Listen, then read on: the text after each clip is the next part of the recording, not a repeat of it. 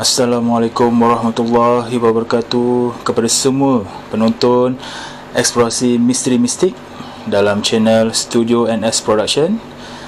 Saya Nazir Saleh. Hari ini saya akan menceritakan berkenaan kisah Puteri Lindungan Bulan. Kisah ini berasal daripada negeri Kedah dan kemungkinan ada setengah rakyat Kedah tahu, mungkin ada yang setengah tak tahu, terutama Malaysia lah. Jadi saya akan merungkaikan beberapa perkara yang kebanyakannya berkata begini, tapi bila saya merungkai, dia jawapannya ada yang begini. Itu yang saya masukkan. Jadi apa yang saya dapat maklumat ni berdasarkan secara batin. Saya dan akak saya wanita dapat maklumat secara batin. Jadi mungkin akan ada orang petikaikan, ataupun mungkin ada yang buat kenyataan saya sebagai rujukan dan panduan. Saya hanya menyampaikan apa yang saya dapat melalui maklumat berdasarkan batin. Adik saya mulakan cerita berkenaan Puteri Lindungan Bulan. Kisah Puteri Lindungan Bulan ni berlaku semasa pemerintahan Sultan Sulaiman Shah yang kedua, iaitu Sultan Kedah yang ke-12, yang memerintah pada tahun 1602 sehingga 1626 Masihi. Jadi pusat pemerintahan ni di kota Siputih di Jitra Kedah. Dikatakan Sultan memiliki 2 orang isteri, tapi isteri pertama saya tak dapat maklumatnya. Jadi maklumat yang ada pada isteri pertama yang ini 2 orang anak sepasang, iaitu Tunku Rijaluddin dan Tunku Safia ataupun Puteri Safia. Jadi isteri kedua mempunyai 2 orang anak juga, tetapi masing-masing perempuan, iaitu Puteri atau Tunku Mariam dan Puteri atau Tunku Zaliha. Dikatakan Puteri Zaliha lah yang memiliki darah putih, yang berdasarkan cerita kisah Puteri Lindungan Bulan ini. Jadi isteri kedua Sultan Sulaiman adalah Cik Ratnamala. Saya tak pasti daripada golongan mana, tapi berdasarkan ilmu batin yang kami dapat adalah dari golongan rakyat biasa, bukan daripada golongan bangsawan ataupun golongan raja. Jadi kisahnya dikatakan Sultan Aceh pada ketika itu adalah Sultan Iskandar Muda Mahkota Alam yang memerintah pada 1607 sehingga 1636 Masihi. Jadi dikatakan baginda mimpi berkenaan dengan 2 orang gadis jelita yang keluar daripada sekuntum bunga meloh yang besar. Jadi Sultan pun rujuklah pada nujum Sultan, dan nujum Sultan tersebut memberitahu bahawa baginda memimpikan puteri kepada Sultan Sulaiman Shah yang memerintah Kedah, dan salah seorang puteri tersebut adalah berdarah putih. Jadi baginda taksub pada yang berdarah putih. Jadi baginda pun tak kenal siapa yang mana satu yang berdarah putih. Yang dia tahu cuma mimpi 2 orang puteri yang keluar dari sekuntum bunga meloh yang besar. Jadi Sultan Iskandar Muda Mahkota Alam tu, jadi dia mengutuskan rombongan secara besar-besaran untuk meminang ke Kedah. Jadi Sultan Sulaiman khawatir sebenarnya bila mendengar Sultan Aceh nak meminang anak-anak baginda lah, terutama Puteri Zaliha, kerana Puteri Zaliha adalah anak kesayangan baginda. Jadi puteri kesayangan itulah yang dipilih oleh Sultan Iskandar Muda, Sultan Aceh tu, untuk meminang, sebab Puteri Zaliha lah yang berdarah putih sebenarnya. Tapi Sultan Iskandar mahkota Iskandar Muda Mahkota Alam Sultan Aceh tu tak tahu yang mana satu darah putih. Cuma dia menghantar rombongan meminta untuk meminang puteri yang berdarah putih, itu saja. Jadi dia tak kenal yang mana satu yang berdarah putih dengan yang tak berdarah putih. Jadi Sultan Sulaiman tak nak serahkan Puteri Zaliha ni, puteri kesayangan dia, serah kepada Sultan Aceh tu, sebab baginda tahu Sultan Aceh ni dia perangai dia suka bertukar-tukar isteri. Dia tak nak anak dia Puteri Zaliha terabai. Jadi dia tukar Puteri Zaliha tu kepada Puteri Maryam. Dia kata Puteri Maryam lah yang berdarah putih. Jadi nak tolak takut berperang. Jadi dia gantilah yang berdarah putih tu kepada Puteri Maryam. Jadi tanpa diketahui oleh rombongan tersebut. Jadi rombongan tu terima je lah kan, tanpa periksa darah apa semua kan. Jadi terima. Jadi berlangsunglah perkahwinan antara Sultan Aceh dengan Puteri Maryam. Dan selepas perkahwinan tu Puteri Maryam tu dibawa ke Aceh lah, tinggal di istana ke Aceh.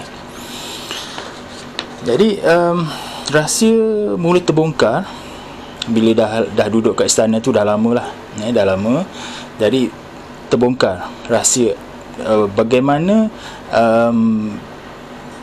terbongkarnya rahsia bagaimana Sultan Aceh tu tahu yang si Puteri Maryam bukan berdarah putih apabila ketika tengah mengacip pinang, tengah mengacip pinang dan terkacip jarinya dan terkeluar darah merah. Jadi bila Sultan Aceh tu nampak berdarah merah, dia rasa tertipu. Jadi Sultan memerintahkan angkatan tentera dia menyerang Kedah kan? Jadi bila berlaku serangan Aceh ke Kedah, menyerang balaslah, bertahan dalam beberapa hari tu, sampai satu ketika yang dah tak boleh bertahan lagi. Sebab serangan tentera Aceh ni, dia kira masa tu banyak yang gagah, kuat, hebat kan. Jadi Sultan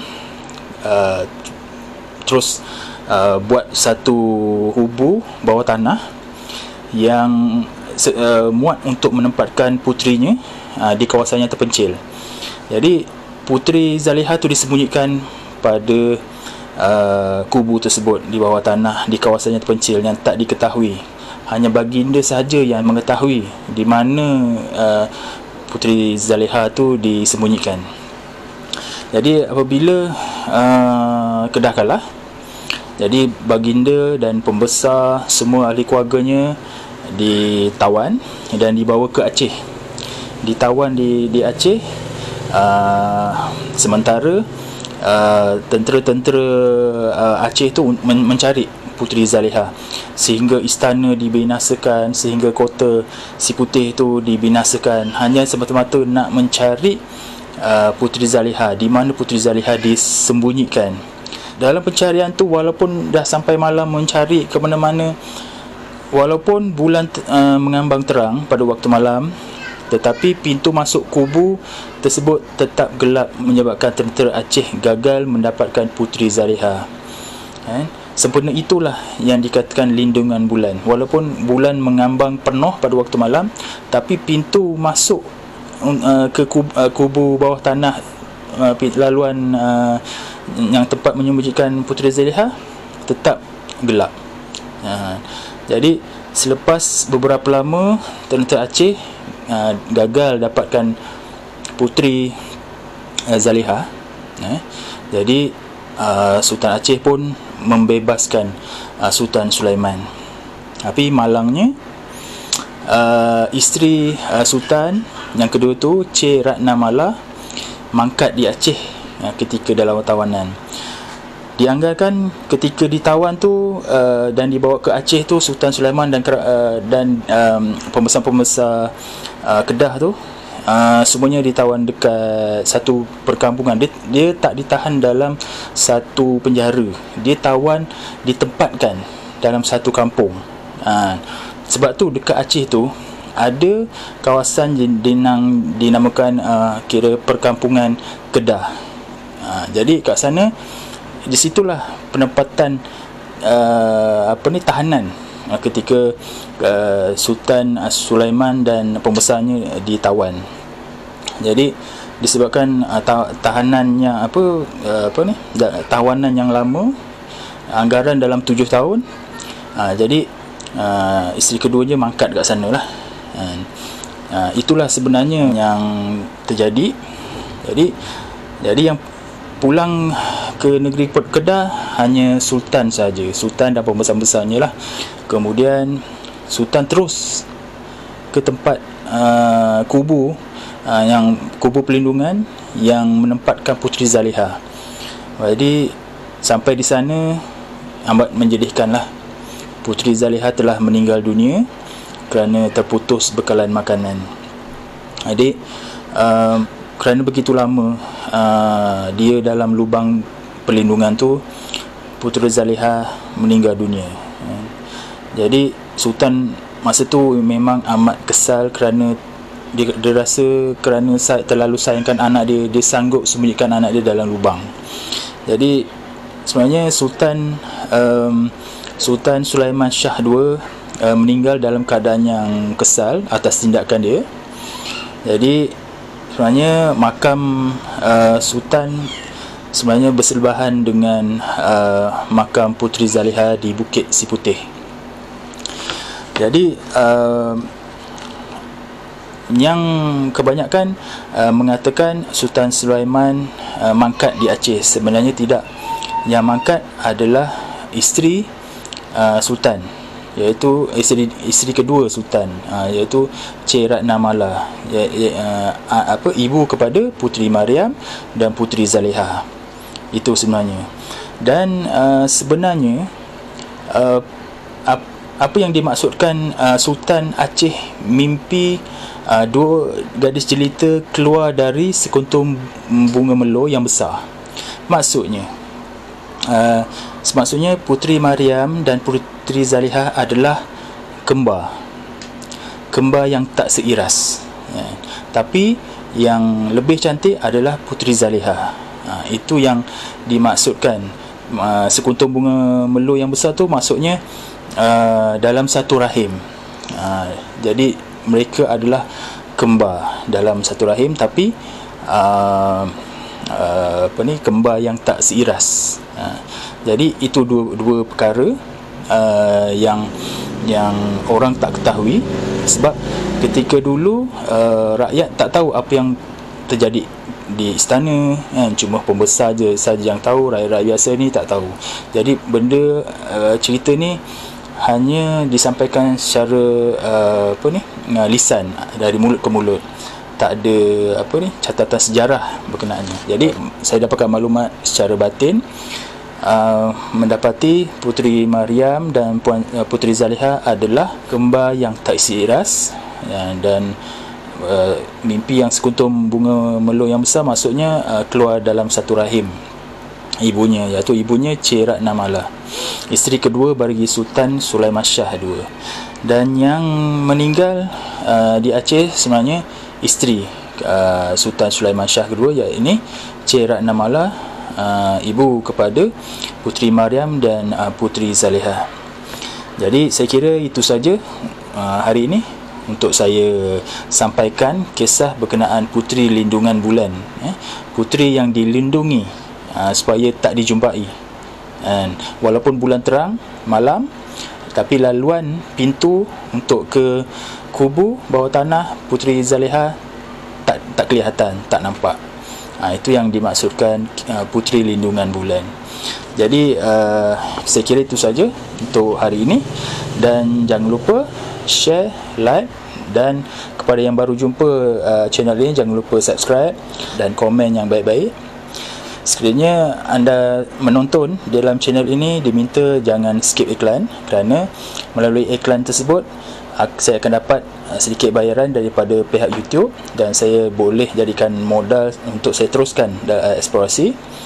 Dan sekiranya anda berniat untuk menyumbang dana dalam program eksplorasi ini, boleh menyumbang dana ke dalam akaun yang tertera ini. Walaupun anda menyumbang RM10, saya tetap anggap dia sebagai amanah untuk saya teruskan eksplorasi ini. Saya juga mengucapkan terima kasih banyak-banyak kepada yang menyumbang kepada saya dan yang tak skip iklan. Saya amat mengucapkan terima kasih, dan sumbangan anda itu amat saya hargai, dan saya bersemangat untuk meneruskan eksplorasi ini walaupun apa jua dugaan yang saya terima. Jadi dengan semangat ini dan semangat dan sokongan anda semua memberikan saya inspirasi dan kekuatan untuk saya teruskan eksplorasi ini. Jadi tanpa anda, siapalah saya. Jadi saya ucapkan terima kasih banyak-banyak yang tak terhingga. Semoga Allah yang saja membalasnya. Saya doakan siapa yang menyumbang dipermudahkan rezeki dan dipermudahkan segala urusan di dunia, insya-Allah, dan di akhirat juga, insya-Allah. Saya doakan, amin. Semoga kita berjumpa di eksplorasi yang akan datang yang lebih menarik, dan Assalamualaikum.